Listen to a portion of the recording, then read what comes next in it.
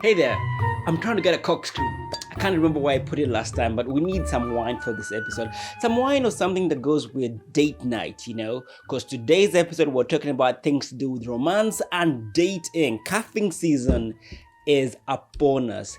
Now, if you don't know what cuffing season is, it's that time of the year where people start seeking out partners because it's getting a little cold. Winter's just around the corner. People are looking for girlfriends, boyfriends, even friends with benefits. So in this episode, let's talk about the dating game, how to put yourself out there, how to get a partner, how to navigate cuffing season. This is C Squared, Cocktails and Conversations, and I'm gonna get a wine opener. See you soon.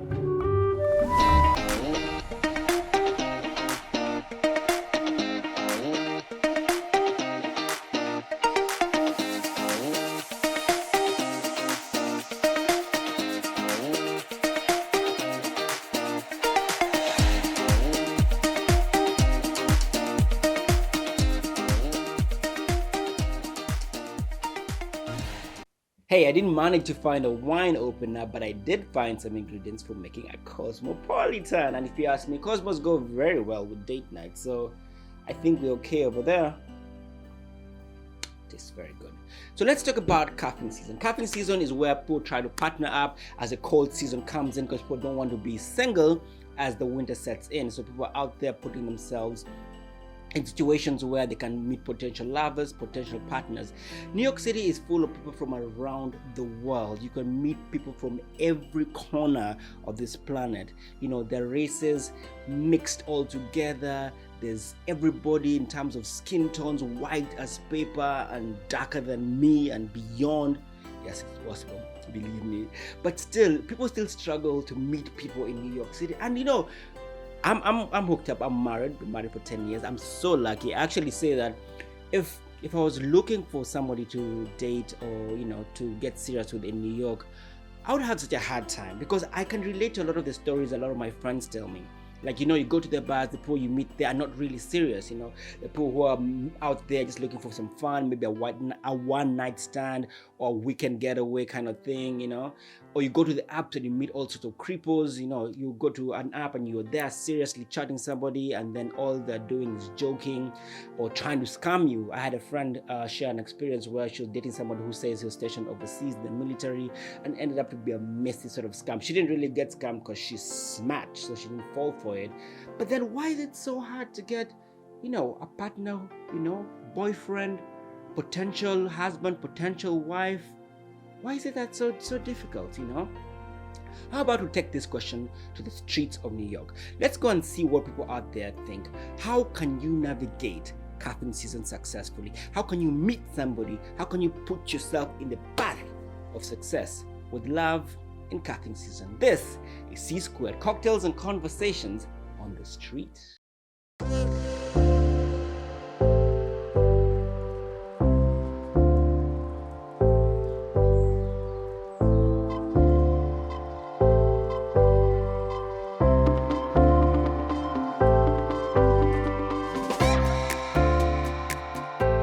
Single, I'm looking to mingle, meet somebody, perhaps get in a relationship. What advice did you give them?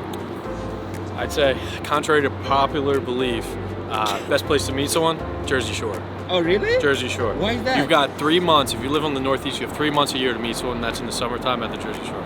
If you don't meet them there, there's no chance. Okay, but if you're in New York, I would say probably head out to the bars and restaurants, even though you have to be at your own table, but that won't work. Try to mingle. It won't be true love. If it's not at the Jersey Shore, it's not true love. And I would go jogging, but run slower, so then you can talk to people. Purposely run slower, so so people can check you out. Do you got money? Number one. That's number one. Mm-hmm. Number two, do you have good cologne? Okay. Yeah, cologne helps. What else helps? Are you funny? Your personality. If you don't have a personality, go to somewhere to pick up certain girls. You gotta, get it where you fit in at. The other thing that I think is really good is if a friend sets you up. So maybe if a friend knows somebody cool and they have a work environment that young men are in and out and attractive, maybe they can slip your number to them. Coming to a place like this, to a park where you're outside, the air is fresh, and you don't have to worry about being too close, might be a good way to meet someone. Where you can plant a kiss on somebody immediately.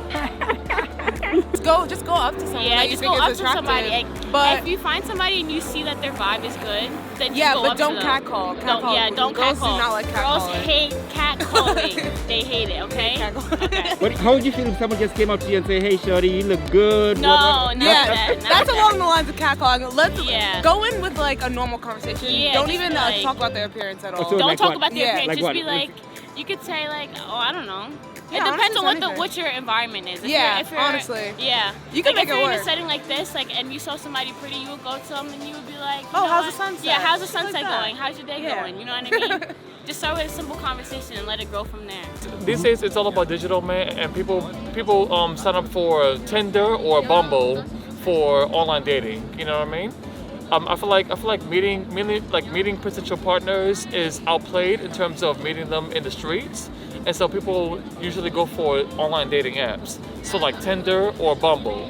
And so, in fact, that's how I met her, via Bumble. I've met her via Bumble, and we're really good friends with benefits. I hope you're not too nervous to tell her.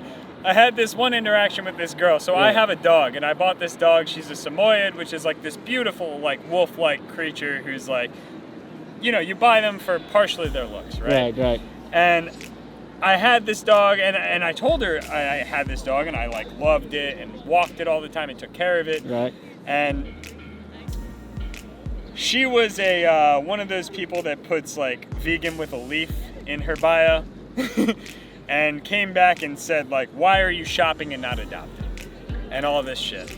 And gave me the entire like spiel about how, you know, I'm contributing to this larger problem of euthanization of dogs and all of this nonsense about like how my decision to own my dog and love my dog and take care of my dog was a selfish decision about how I chose them for their breed. You're a bad person. And she actually called me a racist Why? because I told her that I liked dogs for their breed. I said I didn't choose her for her breed, I chose her for her characteristic traits. And she said, does that mean that that's like equivocal to race? You're choosing it because like you're saying a certain race has a certain trait versus a certain breed has a certain trait. And I was like, no, with dogs, that's like a fact.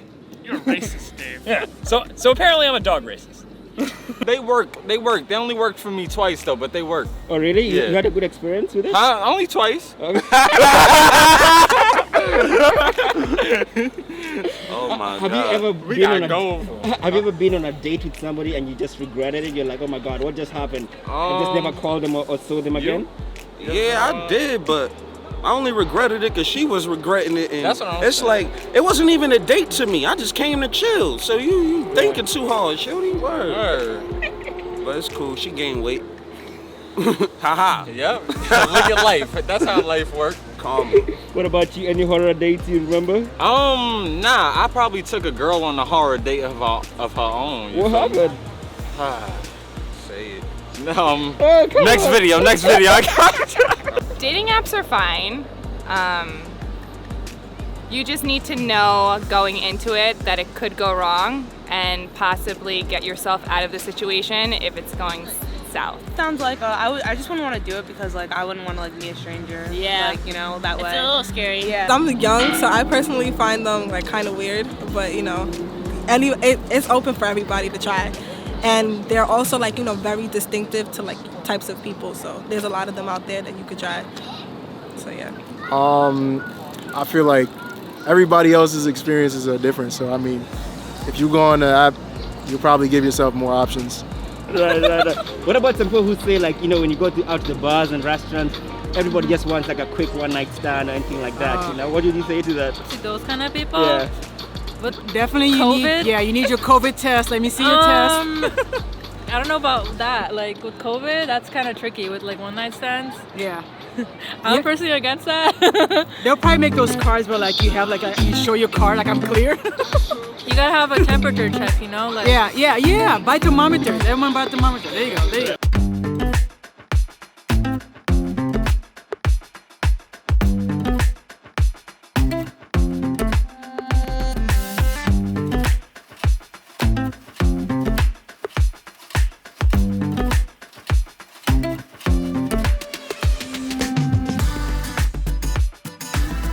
I think it can develop into something more serious if it's the right person.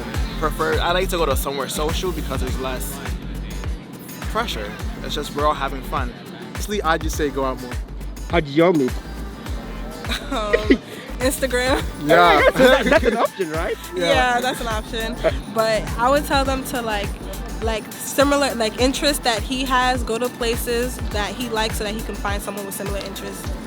I feel like for me, it's a little bit rude to just walk up someone on the street. And so there has to be something in common. So in my case, before I tried Tinder, it was me working. So like, for example, my ex, I met her at my last job. You know what I mean? And so from there, I would talk to her during our job, and then one thing led to another, and then boom, we ended up being in a relationship. Blah blah blah blah blah. What are the secrets to a long-lasting relationship? That's easy. I want to hear that. I'm curious. I can walk away if you like. So we've been together 47 years. And I think that with us, the secret is never staying angry for too long and never thinking that you have the only right answer. Being able to listen and to share and to try and find the happy medium whenever possible. And laughter is always a good antidote to everything. What's that? Laughter. Laughter, yeah. Did you say luster? Right there, laughter. Anything you want to add to it? Do you have an answer? Oh, do I have? I agree with everything she said. Wise man.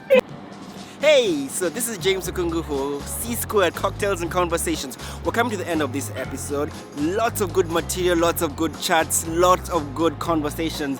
The opinions are really interesting. A lot of people still suggesting that dating apps is absolutely the way to go. Some opinions on the old school way of just going to bars, going to social places and trying your luck there. But what do you think? What are your tips for if you're trying to meet somebody, if you're trying to get into the dating game? Cuffing season is almost upon us. What are your thoughts? What are your opinions? Send us your comments down below. Let us know what you think. If you like this video, as usual, please subscribe to this channel. Lots of good material every week. Some fun topics, some edgy ones, but it's a bunch of fun. Give us a like, share this video on your social platforms if you enjoyed it. We'll really appreciate it. Thanks for watching. This is James Okungu for Cocktails and Conversations, signing out.